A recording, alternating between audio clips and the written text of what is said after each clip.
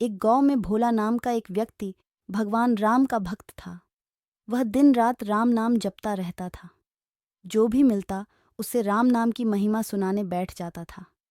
गांव वाले उसे बहुत मानते थे, लेकिन उसकी पत्नी उससे बहुत दुखी रहती थी। भोला गांव में एक हलवाई की दुकान चलाता था। वह बहुत मेहनत से मिठाइयाँ बनाता था। उसकी बनाई मिठाई दूर दूर तक लोगों को पसंद आती थी। कुछ लोग उससे राम राम करके मुफ्त में मिठाई खा लेते थे। सुमित्रा, तुम इतने सीधे हो कि लोग तुम्हारा फायदा उठा लेते हैं। भोला, मैं तो प्रभु श्री राम का नाम लेकर मिठाई बनाता हुए हम कुछ लोग खरीद लेते हैं और कुछ लोग प्रसाद समझकर खा लेते हैं। सुमित्रा, लेकिन राम जी के चक्कर में नुकसान तो हो ही रहा है। भोला, तुम्हें पता है राम जी के नाम से जो मिठाई बनाता हुएनम वह इतनी स्वादिष्ट बनती है कि ग्राहकों को बहुत पसंद आती है। सुमित्रा उसके इस स्वभाव से बहुत दुखी रहती थी। एक दिन सुमित्रा की एक सहेली उससे मिलने आई।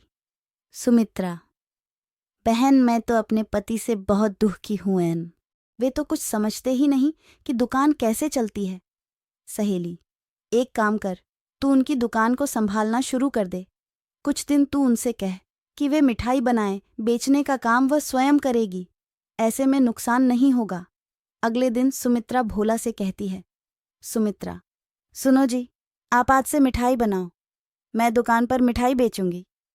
भोला, ठीक है, जैसा तुम चाहो, लेकिन 2 बातें याद रखना। एक तो कोई भी ग्राहक दुकान से वापस न जाए, और दूसरा, सबसे पहले भगवान का भोग लगाना। सुमित्रा दुकान पर बैठ जाती है। वह पूजा करती है, भगवान का भोग भी लगाती है। उसके बाद उसके पास ग्राहक आने लगते हैं। पहले के दिनों की तरह उसकी मिठाई खूब बिकने लगती है। तभी एक बूढ़ा आदमी दुकान पर आया। सुमित्रा, बाबा क्या चाहिए? बूढ़ा आदमी, बेटी, मुझे एक मिठाई खाने का मन है, लेकिन मैं खरीद नहीं सकता। सुमित्रा, बाबा, यहाँ तो बिना पैसे मिठाई नहीं मिलेगी। मेरे पति पहले ही बहुत नुकसान कर बैठे हैं, अब यह सब नहीं होगा। बूढ़ा आदमी, कोई बात नहीं बेटा, वो जो राम जी को भोग लगी मिठाई है वही मुझे दे दो। उसे तो तुम अब बेचोगी नहीं, भगवान का प्रसाद समझकर ही दे दो। सुमित्रा, नहीं बाबा, कहा ना आपको पैसे लाओ, तभी मिठाई मिलेगी। ये सुनकर बूढ़ा आदमी वापस चला जाता है। शाम के समय जब भोला दुकान पर पहुंचा तो देखा भोग की मिठाई रखी है। भोला, क्या हुआ, आज बाबा नहीं आए? सुमित्रा, कौन बाबा? एक बूढ़ा आदमी आया था, मैंने भगा दिया। भोला, यह तूने क्या किया? जब से मैंने दुकान खोली है हर दिन वे बाबा आते हैं और भोग की मिठाई खाते हैं। उनके आने से पहले मेरी दुकान कम चलती थी, जब से वे आने लगे शाम तक सारी मिठाई बिक जाती है।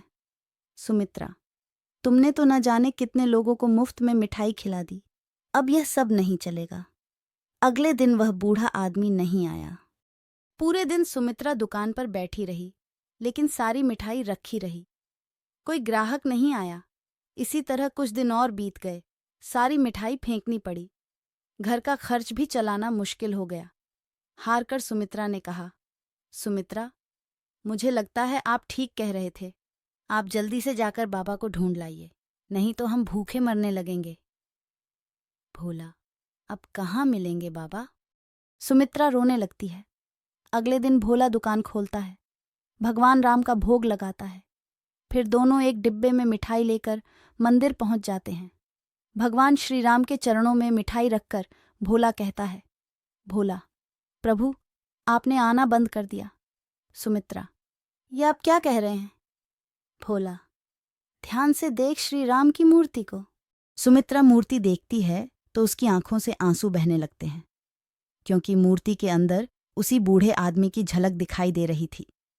सुमित्रा, प्रभु मुझे माफ कर दीजिए, आप स्वयं भोग लगाने आते थे, मैं मूर्ख आपको पहचान न सकी। मंदिर से आकर भोला ने दुकान खोली, उसकी मिठाई पहले की तरह बिकने लगी। लेकिन उस दिन से प्रभु राम नहीं आए। अब भोला और सुमित्रा सुबह दुकान खोलते ही भगवान का भोग लगाते, उसके बाद दुकान के बाहर खड़े होकर मिठाई आने जाने वालों बांट देते। उन्हें आज भी इंतजार था कि शायद प्रभु किसी और वेश में आ जाएं। दोस्तों, आज की कहानी अच्छी लगी हो तो लाइक करें और चैनल को सब्सक्राइब करें। धन्यवाद।